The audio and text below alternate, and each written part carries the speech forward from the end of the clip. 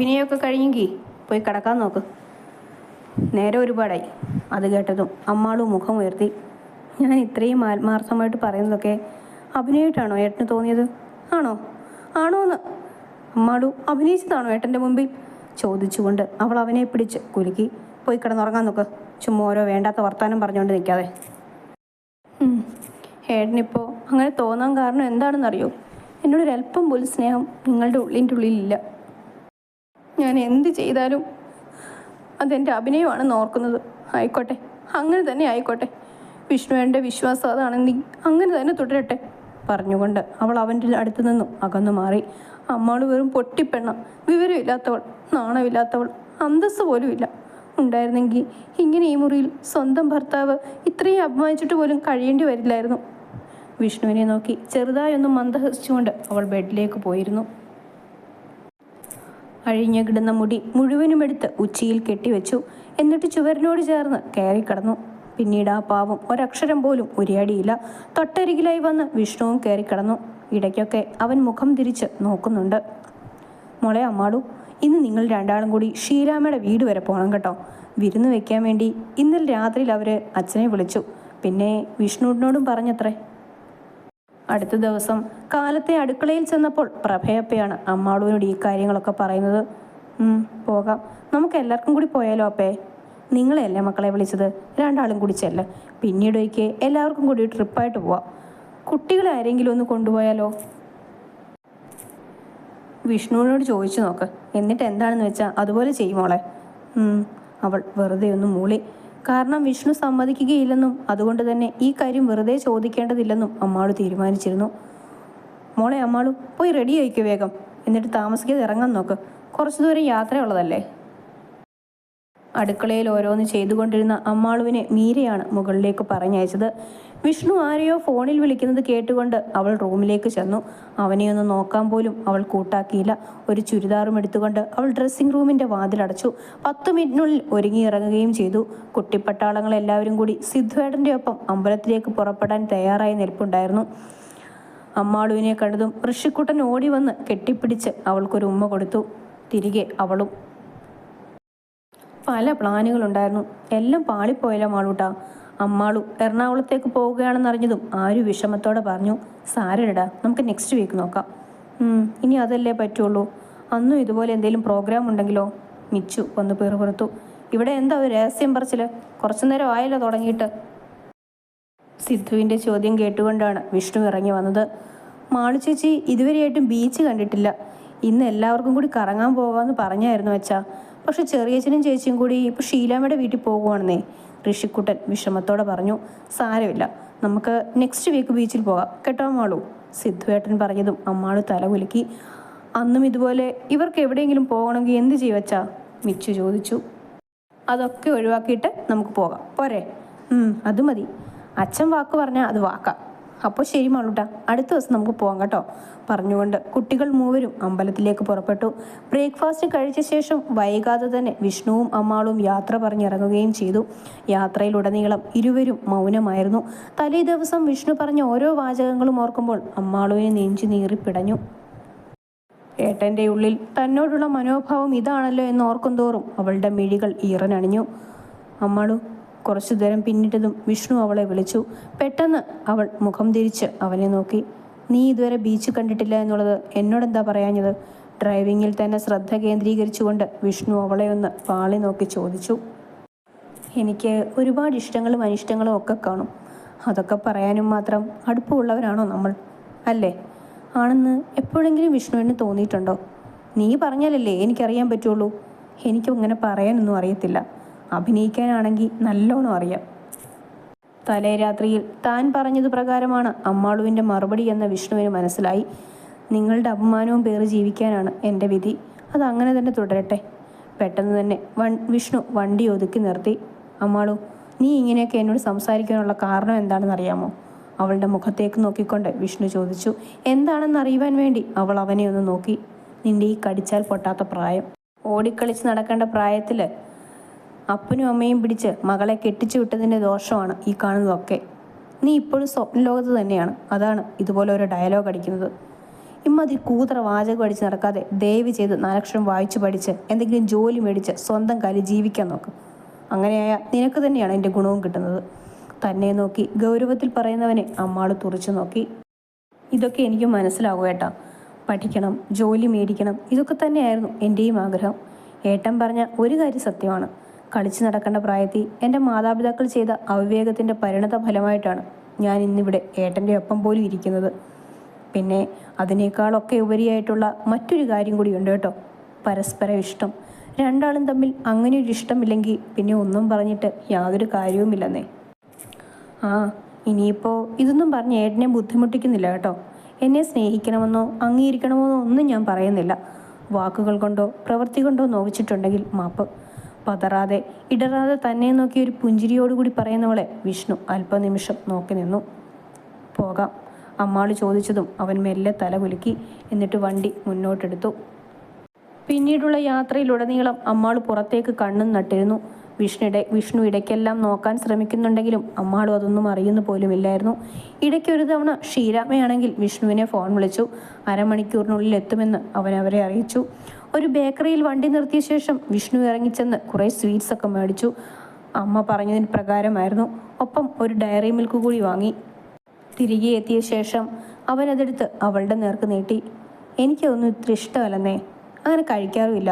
പിന്നെ ഏട്ടൻ പിള്ളേർക്കൊക്കെ മേടിച്ചു കൊടുത്തത് കണ്ടപ്പോൾ വെറുതെ കുശുമ്പ് കാണിച്ച് കഴിഞ്ഞ ദിവസം അങ്ങനെയൊക്കെ പറഞ്ഞത്. ഇനി മേടിച്ചു തരണ്ട കേട്ടോ. തൻ്റെ ബാഗിലേക്ക് തിരികെ വെച്ച ശേഷം അമ്മാളും അവനെ നോക്കി പറഞ്ഞു. നിനക്ക് പിന്നെ എന്താണ് ഇഷ്ടമുള്ളത്? അത് മേടിക്കാം. ആദ്യമായിട്ടായിരുന്നു വിഷ്ണുവിൽ നിന്ന് അങ്ങനെ ഒരു ചോദ്യം അമ്മാളുവിൻ്റെ നേർക്ക് വന്നത്. ഒരു നിമിഷം അവൾ മൗനം പൂണ്ടിരുന്നു.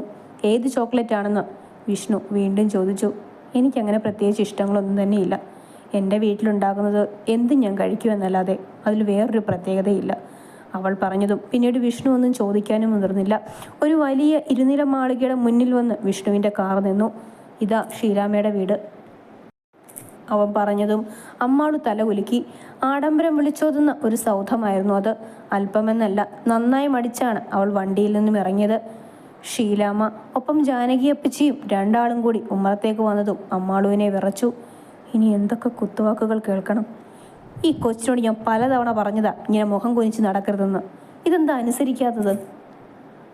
ജാനകിയപ്പച്ചി ശബ്ദമുയർത്തിയതും അമ്മാളും മുഖമുയർത്തി. വിഷ്ണുവിനെ കെട്ടിപ്പിടിച്ചുകൊണ്ട് ഇരുവരും മാറി മാറി മുത്തം കൊടുക്കുന്നുണ്ട്.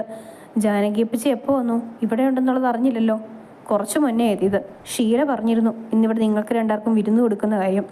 കാലത്തെ വന്നപ്പോൾ തോന്നി, എന്നാൽ പിന്നെ ഇന്നിവിടെ വന്ന് മോനെയൊക്കെ ഒന്ന് കാണാമെന്ന്. അതീവ വാത്സല്യം വാരി വിതറിയായിരുന്നു അപ്പച്ചിമാരുടെ സംസാരം. വിശേഷങ്ങളൊക്കെ പരസ്പരം പങ്കുവെക്കുകയാണ് എല്ലാവരും ചേർന്ന്. താനെന്നൊരാൾ അവിടെയുണ്ടെന്നുള്ളൊരു തോന്നൽ പോലും ആർക്കുമില്ലെന്ന് അമ്മാളുവിന് തോന്നി. വിഷ്ണുവിൻ്റെ അരികിലായി സെറ്റിയിൽ അമർന്നിരിക്കുകയാണ് അമ്മാളു. രണ്ടാൾക്കും കുടിക്കുവാനായുള്ള ഇളനീരുമായിട്ട് അകത്തുനിന്നും ഒരു ചേച്ചി ഇറങ്ങി വന്നു. സെർവൻ്റാണെന്ന് അമ്മാളുവിന് മനസ്സിലായി. നോക്കിയൊന്ന് പുഞ്ചിരിച്ച ശേഷം അമ്മാളു ഇളനീര് കയ്യിലെടുത്തു. വല്ലാത്ത ദാഹമുണ്ടായിരുന്നതിനാൽ ഒറ്റ വലിക്ക് തന്നെ അവൾ കുടിച്ചു തീർക്കുകയും ചെയ്തു. ഷീരാമയുടെ ഭർത്താവിനോട് സംസാരിച്ചു കൊണ്ടിരിക്കുകയാണ് വിഷ്ണു. ജാനകിയമ്മയുടെ അടിമുടിയുള്ള നോട്ടം പലതവണ മാളുവിനെ തേടിയെത്തി. പലപ്പോഴും താൻ ചൂളിപ്പോവുകയാണെന്ന് അവൾക്ക് തോന്നി. ലേശം തടി വെച്ചെന്ന് തോന്നുന്നു അല്ലേ ഷീലേ? ഇടയ്ക്കൊരു തവണ ജാനകിയമ്മ മാളുവിനെ നോക്കി പറഞ്ഞു. ലേശമൊന്നുമല്ല, അത്യാവശ്യം നന്നായിട്ടുണ്ട്. വിവാഹത്തിന് കണ്ട പോലെ അല്ലല്ലോ, ഒന്ന് മിനുങ്ങിയിട്ടൊക്കെ ഉണ്ട്. അത് കേട്ട് ഷീല മറുപടി പറഞ്ഞത് തൊട്ടപ്പുറത്തെ റൂമിലിരുന്ന് വിഷ്ണുവും കേട്ടു. ഏതായാലും ജാതകദോഷം കൊണ്ട് ഗുണമായത് ഇയാൾക്കാ. ചുളുവിന് നല്ല ഒന്നാന്തര ഒരു പയ്യനെയും കിട്ടി, ഒപ്പം ഇട്ടുമൂടാനുള്ള സ്വത്തും. ജാനകി പുച്ഛിച്ച് ചിരിച്ചത് കണ്ടില്ലെന്ന് നടിച്ച് അമ്മാളു അനങ്ങാതെയിരുന്നു. ജാതകത്തിൽ അങ്ങനെയൊക്കെ ദോഷങ്ങളുള്ളത് തന്നെയായിരുന്നു, അതോ പ്രഭയും നിന്റെ വീട്ടുകാരും ഇറക്കി നാടകം വല്ലതാണോ? എടുത്തടിച്ചതുപോലെ ജാനകി ചോദിച്ചു. മറുപടിയൊന്നും പറയാതെ കൊണ്ട് അമ്മാളു തലകുനിച്ചിരുന്നു. ഇന്നത്തെ കാലത്ത് ഇതൊക്കെ വിശ്വസിക്കാൻ തന്നെ പ്രയാസമാണ്. പിന്നെ ഇത്രയും വലിയൊരു ജാതകദോഷം ഗുണമായി വന്നത് ഇവളുടെ യോഗം. ഇല്ലെങ്കിൽ നമ്മുടെ രവിയേട്ടൻ്റെ മകൾ വേണി ഇന്നിവിടെ വിഷ്ണുവിൻ്റെ ഒപ്പം വന്നേനെ അല്ലേ ചേച്ചി? ആ കൊച്ചിനാണെങ്കിൽ നല്ല വിഷമം കാണും. ജാനകിയപ്പച്ചയെ നോക്കി ഷീലാമ്മ പറഞ്ഞപ്പോൾ അമ്മാളുവിൻ്റെ ഉള്ളം തേങ്ങി. പോകാൻ ലേശം ധൃതിയുണ്ടെന്നും പറഞ്ഞ് വിഷ്ണു എഴുന്നേറ്റ് അവരുടെ അടുത്തേക്ക് വന്നു. ഒരു വേള അമ്മാളുവിൻ്റെ മിഴികളുമായി അവൻ്റെ മിഴികൾ കോർത്തു. നിസ്സഹയായി തന്നെ നോക്കുന്ന അമ്മാളുവിനെ കണ്ടതും അവൻ്റെ നെഞ്ചിലൊരു വിങ്ങൽ പോലെയായിരുന്നു. ഊണ് കഴിക്കുവാനായി ഇരുവരെയും ഡൈനിങ് റൂമിലേക്ക് കൂട്ടിക്കൊണ്ടുപോയത് ഷീലാമ്മയും ഹസ്ബൻഡും ചേർന്നായിരുന്നു. നോൺ വെജ് വിഭവങ്ങൾ മാത്രമായിരുന്നു മേശമേൽ നിരുന്നത്. അത് കണ്ടതും അമ്മാളുവിന് ഓക്കാനിക്കാൻ തോന്നി. വെജിറ്റേറിയൻ കറികളായിട്ട് ആകെ ഉണ്ടായിരുന്നത് പുളിശ്ശേരിയും ക്യാബേജ് തോരനുമായിരുന്നു. അത് രണ്ടും കൂട്ടി അമ്മാളു ഒരു പ്രകാരത്തിൽ കുറച്ച് ചോറ് കഴിച്ചു തീർത്തു. വേഗം എഴുന്നേറ്റ് കൈ കഴുകിയിട്ട് വീണ്ടും പഴയപടി സെറ്റിയിൽ പോയിരുന്നു. പുതിയ കോളേജൊക്കെ എങ്ങനെയുണ്ട്? മോക്കിഷ്ടമായോ? ഷീലാമ്മയുടെ ഭർത്താവ് അവളുടെ അരികിലേക്ക് വന്നു. അങ്കിൾ, കുഴപ്പമില്ല.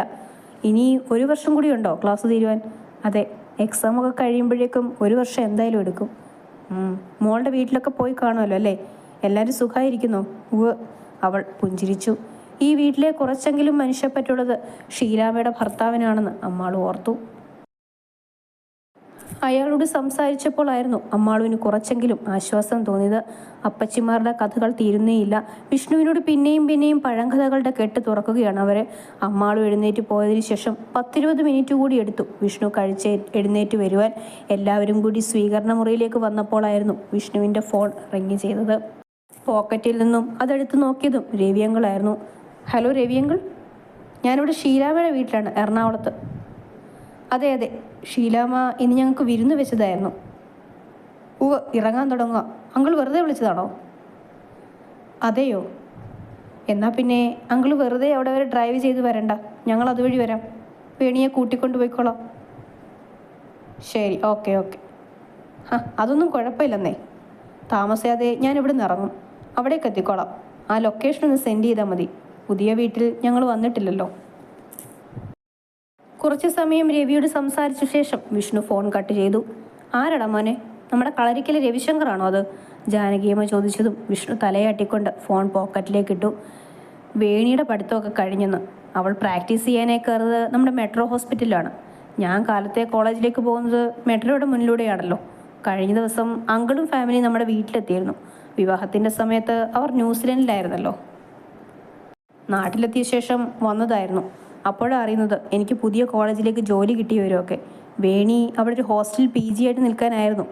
ഞാൻ എല്ലാ ദിവസവും പോകുന്നത് ഹോസ്പിറ്റലിൻ്റെ മുന്നിലൂടെയാണെന്ന് അറിഞ്ഞതും എന്നാൽ പിന്നെ വേണിയോട് നമ്മുടെ വീട്ടിൽ നിന്ന് ജോലിക്ക് പോകാൻ അച്ഛനും അമ്മയൊക്കെ പറഞ്ഞു. അത് നല്ല കാര്യമാണ് മോനെ. നമ്മുടെ വീട്ടിലോട്ടപ്പോൾ ആ കുട്ടി എന്തിനാ വെറുതെ ഹോസ്റ്റലിൽ നിൽക്കുന്നത്? പെട്ടെന്ന് ജാനകിയമ്മ പറഞ്ഞു. അവൾക്ക് നാളെ മുതൽ ജോയിൻ ചെയ്യണം അത്രേ. അത് പറയാനായിട്ടാണ് അങ്കിൾ വെറുതെ വിളിച്ചതാണ്. അച്ഛനെ വിളിച്ചു നോക്കിയപ്പോൾ സ്വിച്ച് ഓഫ് ആണെന്ന്. ഞാനിവിടെ ഉണ്ടെന്നുള്ള വിവരം അറിഞ്ഞപ്പോൾ അവരുടെ വീട്ടിലേക്ക് ജസ്റ്റ് ഒന്ന് വരാൻ പറഞ്ഞു. ഒന്ന് കയറിയിട്ട് പോകും, ഒപ്പം വേണിമോളെയും കൊണ്ടുപോകാമല്ലോ അല്ലേ മോനെ? ഷീലാമ്മ പറഞ്ഞതും വിഷ്ണു തലകുലുക്കി. വേണി നല്ലൊരു കുട്ടിയാണ്. എനിക്ക് ആദ്യമായി കണ്ടപ്പോൾ തന്നെ അവളെ ഒരുപാട് ഇഷ്ടമായിരുന്നു. അതുപോലെ അവർക്ക് എല്ലാവർക്കും വിഷ്ണുവിനോട് ഭയങ്കര താല്പര്യമാണ്. മകളെ കെട്ടിക്കുകയാണെങ്കിൽ അത് വിഷ്ണുവിൻ്റെ ഒപ്പം മാത്രമായിരുന്നായിരുന്നു രവി പറയുന്നത്. എന്ത് ചെയ്യാനാ, ഓരോരോ വിധി. ജാനകിയമ്മ ഒന്നെടുവീർപ്പിട്ടുകൊണ്ട് അമ്മാളുവിനെ പാളി നോക്കി. യാതൊരു ഭാവവ്യത്യാസവുമില്ലാതെ അമ്മാളു അങ്ങനെ തന്നെ ഇരുന്നു. എന്നാൽ പിന്നെ നേരം കളയാതെ ഞങ്ങൾ ഇറങ്ങാം. ഉത്സവത്തിന് എല്ലാവരും വരില്ലേ? ഇരിപ്പിടത്തിൽ നിന്നും പെട്ടെന്ന് എഴുന്നേറ്റ് വിഷ്ണു അപ്പച്ചിമാരെ നോക്കി ചോദിച്ചു. വരാം മോനെ, വർഷത്തിൽ ഒന്നല്ലേ എല്ലാവരും ഒത്തുകൂടുന്നത്. ഉറപ്പായിട്ടും ഞങ്ങളെല്ലാവരും വരുന്നുണ്ട്, ഷീല പറഞ്ഞു. രവിയുടെ വീട്ടിലേക്കും കൂടി കയറണമെന്നും പറഞ്ഞ് വൈകാതെ തന്നെ വിഷ്ണു അവിടെ നിന്നും യാത്ര പറഞ്ഞിറങ്ങി. അവനെ കെട്ടിപ്പിടിച്ച് വീണ്ടും സ്നേഹപ്രകടനങ്ങളൊക്കെ നടത്തിയ ശേഷമാണ് ഇരുവരും മടക്കി അയച്ചത്. ജാതകദോഷത്തിൻ്റെ കാര്യം പറഞ്ഞ് അമ്മാളുവിനെ അവർ ഒരുപാട് കുത്തി നോവിച്ചു എന്നുള്ളത് വിഷ്ണുവിന് നല്ലോണം അറിയാമായിരുന്നു. എല്ലാം കേട്ടുകൊണ്ട് അവൻ അപ്പുറത്തെ റൂമിലുണ്ടായിരുന്നു. അമ്മാളു, ഗേറ്റ് കടന്നിറങ്ങിയതും വിഷ്ണു അവളെ വിളിച്ചു. പെട്ടെന്ന് തന്നെ അവൾ മുഖം തിരിച്ച് വിഷ്ണുവിനെ നോക്കി. അവരൊക്കെ ഒരു പ്രത്യേക ടൈപ്പ് ആളുകളാണ്. എങ്ങനെയാണ് സംസാരിക്കേണ്ടത് എന്ന് പോലും ചില നേരത്ത് ആർക്കും അറിയില്ല. അത് ആ രീതിയിൽ തന്നെ കണ്ടാൽ മതി കേട്ടോ. പഴയ ആളുകളായതുകൊണ്ട് അവർക്ക് ഈ ജാതകവും ഗ്രഹനിലയും ഒക്കെ വലിയ വിശ്വാസമാണ്. തിരിച്ചു മറുപടിയൊന്നും പറയാതെ കൊണ്ട് ഒരുതരം നിസ്സംഗഭാവത്തിൽ പാവ അമ്മാളു ഇരുന്നു. തനിക്ക് വിഷമമായോ? പെട്ടെന്ന് അവൻ ചോദിച്ചു. അവൾ ചുമൽ ചലിപ്പിച്ചു. പിന്നെന്താ മിണ്ടാത്തത്? ഞാൻ എന്ത് പറയാനാണ് ഏട്ടാ? സത്യം പറഞ്ഞാൽ അപ്പച്ചിമാരൊക്കെ പറയുന്നില്ല എന്താ തെറ്റ്? ഈ ജാതകദോഷം വില്ലനായി എത്തിയത് കൊണ്ടല്ലേ മേലെടുത്ത തറവാട്ടിലെ മരുമകളായിട്ട് ഞാൻ അവിടെ എത്തിയത്. ഇല്ലെങ്കിൽ ഏതെങ്കിലും ഒരു കോലത്ത് കണ്ടേനെ. അതും പറഞ്ഞുകൊണ്ട് അവൾ വിഷ്ണുവിനെ നോക്കി മന്ദഹസിച്ചു. ഏട്ടൻ്റെ വീട്ടുകാരും ഇതൊക്കെ വിശ്വസിച്ചത് കൊണ്ടല്ലേ? അല്ലായിരുന്നെങ്കിൽ ഏട്ടൻ്റെ ഇഷ്ടം പോലെ വേണിയെ കൂടെ കൂട്ടായിരുന്നു. എൻ്റെ ഇഷ്ടം പോലെന്ന് നിന്നോടാരാ പറഞ്ഞത്? വിഷ്ണുവിൻ്റെ നെറ്റി ചുളിഞ്ഞു. വിഷ്ണുവേട്ടൻ കഴിഞ്ഞ ദിവസം എന്നോട് സൂചിപ്പിച്ചിരുന്നല്ലോ. അതൊക്കെ ഓർത്തുകൊണ്ടിരിക്കുകയാണ് എപ്പോഴും. ഹേയ്, അങ്ങനൊന്നുമില്ല. ജസ്റ്റ് പറഞ്ഞു എന്ന് മാത്രം. പിന്നീട് അമ്മാളു കൂടുതലായി ഒന്നും വിഷ്ണുവിനോട് സംസാരിക്കാനേ പോയില്ല. രവിയങ്കിളിൻ്റെ വീട്ടിലെത്തിയപ്പോൾ അമ്മാളു അക്ഷരാർത്ഥത്തിൽ ഞെട്ടിത്തെറിച്ചു. അത്രമാത്രം വലിയൊരു ബംഗ്ലാവ്. അതിൻ്റെ കോമ്പൗണ്ടിലൂടെ 10 മിനിറ്റ് വണ്ടിയോടിച്ച ശേഷമാണ് കാർ പാർക്കിങ്ങിലെത്തിയത്. ഏതോ വലിയൊരു കൺവെൻഷൻ സെൻറ്റർ പോലെയായിരുന്നു അവൾക്ക് തോന്നിയത്. 2 സെക്യൂരിറ്റി വന്ന് ഭവ്യതയോടുകൂടി ഇടതും വലതും നിന്നു. ഇരുവർക്കും ഡോറ് തുറന്നു കൊടുത്തു. വിഷ്ണുവിനെ കണ്ടതും അങ്കിളും ആൻറ്റിയും ഓടി വന്നു. മോനെ, കയറി വരൂ. ആദ്യമായിട്ടാണ് ഇവിടെ വരുന്നത് അല്ലേ? വിഷ്ണുവിൻ്റെ വലതുകരം ഗ്രഹിച്ചുകൊണ്ട് രവിയങ്കിൾ ചോദിച്ചു. അതേ അങ്കിൾ, കാക്കനാട്ടുള്ള വീട്ടിൽ ഞങ്ങളെല്ലാവരും വന്നിട്ടുണ്ട്. ഇവിടെ ഇതാദ്യമാണ് പറഞ്ഞുകൊണ്ട് അവൻ സ്വീകരണ മുറിയിലേക്ക് കയറി. പെട്ടെന്നാണ് അമ്മാളുവിൻ്റെ കാര്യം ഓർത്തവൻ തിരിഞ്ഞത്. മടിച്ച് പാവം പിന്നാലെ വരുന്നുണ്ട്. രവിയങ്കിളും ആൻറ്റിയും വിഷ്ണുവിനെ സ്വീകരിച്ചു കയറ്റിക്കൊണ്ട് വന്നതല്ലാതെ അവളെ ഒന്ന് നോക്കുക പോലും ചെയ്തില്ലായിരുന്നു. അമ്മാളു, വിഷ്ണുവിൻ്റെ ശബ്ദം കേട്ടതും അവൾ മുഖമുയർത്തി. വാടോ, അകത്തേക്കിരിക്കാം അവൻ വിളിച്ചതും അമ്മാളു തലകുലുക്കി. വിഷ്ണുവിൻ്റെ അരികിലായി അമ്മാളുവും അകത്തെ വിശാലമായ ഗസ്റ്റ് റൂമിലെ സെറ്റിയിൽ പോയിരുന്നു. വിഷ്ണുവിനോട് വാതോരാതെ ഓരോന്ന് സംസാരിച്ചു കൊണ്ടിരിക്കുകയാണ് രവിയങ്കിൾ. എല്ലാത്തിനും അവൻ മറുപടി പറയുന്നുമുണ്ട്. അമ്മാളുവിനോട് മാത്രം അവിടെയും ആരും ഒന്നും തന്നെ കാര്യമായിട്ട് സംസാരിച്ചില്ല. ഇരുവർക്കും കുടിക്കുവാൻ വേണ്ടി ചായയും പലഹാരങ്ങളും ഒക്കെ മേശമേൽ നിരന്നു കഴിഞ്ഞിരുന്നു. വേണിയുടെ അമ്മ വന്ന് എല്ലാം സെറ്റാക്കി വെക്കുന്നുണ്ട്. അപ്പോഴേക്കും വേണി ഇറങ്ങി വന്നു. മുട്ടിന് മുകളിൽ നിൽക്കുന്ന ഒരു ട്രൗസറും ക്രോപ്പ് ടോപ്പുമാണ് വേഷം. ക്രോപ്പ് ടോപ്പിൻ്റെ വിടവിൽ കൂടി വയറിൻ്റെ പാതിയും കാണാം. വിഷ്ണുവിൻ്റെ അടുത്തേക്ക് വന്ന് അവനെ കെട്ടിപ്പിടിച്ചുകൊണ്ടാണ് വേണിയുടെ സംസാരം.